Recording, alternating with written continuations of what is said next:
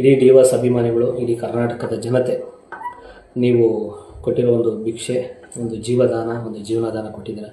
ಈಗ ನೀವೆಲ್ಲ ರಿಯಾಕ್ಟ್ ಮಾಡಿದರೆ ನಾವು ಇಲ್ಲಿ ಇರ್ತಿರಲಿಲ್ಲ. ಅದು ನಿಜವಾಗ್ಲೂ ಜೀವನ ಈ ಉಸಿರಿರೋರು ಯಾರೂ ನಿಮ್ಮನ್ನೆಲ್ಲ ಮರೆಯೋಂಗಿಲ್ಲ ನಾನು. ಹಾಗಾಗಿ ದಯಮಾಡಿ ಎಲ್ಲರೂ ಕೂಡ ನಿಮ್ಮ ಪಾದಾರವಿಂದಕ್ಕೆ ನಮಸ್ಕರಿಸ್ತೀನಿ. ಈ ಪುಟ್ಟ ಕಲಾವಿದನನ್ನು ಕ್ಷಮಿಸಿ, ಮುಂದೆ ಬದಲಾಗ್ತೀನಿ. ಯಾರು ಸಹವಾಸನೂ ಬೇಡ. ನಾನು ಏನು ಕೆಲಸ ಮಾಡೋಕ್ಕೆ ನಾನು ಕೆಲಸನ ಮಾಡ್ಕೊಂಡು ಹೋಗ್ತೀನಿ ನಿಮ್ಮ ಒಂದು ಆಶೀರ್ವಾದದೊಂದಿಗೆ. ಹಾಗೆ ಇನ್ನೊಂದು ವಿಷಯ ನಾನು ಹೇಳಿರಲಿಲ್ಲ ಇದುವರೆಗೂ. ನಾನು ಮನೆ ಕಟ್ಟಬೇಕಾದ್ರೆ ಊರಲ್ಲಿ ನಮ್ಮ ಮನೆಗೆ 69,000 ರೂಪಾಯಿದು ವೆಟ್ರಿಫೈಡ್ ಕೊಡಿಸಿದ್ರು ಡಿವಾಸ್ ಫ್ಯಾನ್ಸೇ. ಅವ್ರ ಹೆಸರು ನೆನ್ನೆ ಕೇಳಿದೆ, ಹೇಳ ನಾನು ಅಂತ. ನನ್ನ ಹೆಸರೇನು ಹೇಳ್ಬೇಡಪ್ಪ, ನೀನು ಕ್ಷಮೆ ಹರಿಸೋ ಸಾಕು, ಮಿಕ್ಕಿದ್ದು ನಾವು ಮಾತಾಡ್ತೀವಿ ಅಂತ ಅಂದರು.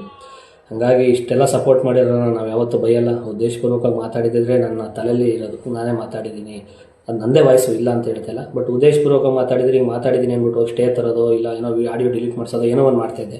ನನಗೆ ಪ್ರಜ್ಞೆ ಇಲ್ದಂಗೆ ಒಂದು ಟ್ರಿಗರ್ ಮಾಡಿಸಿ ಮಾತಾಡ್ಸಿರೋದು.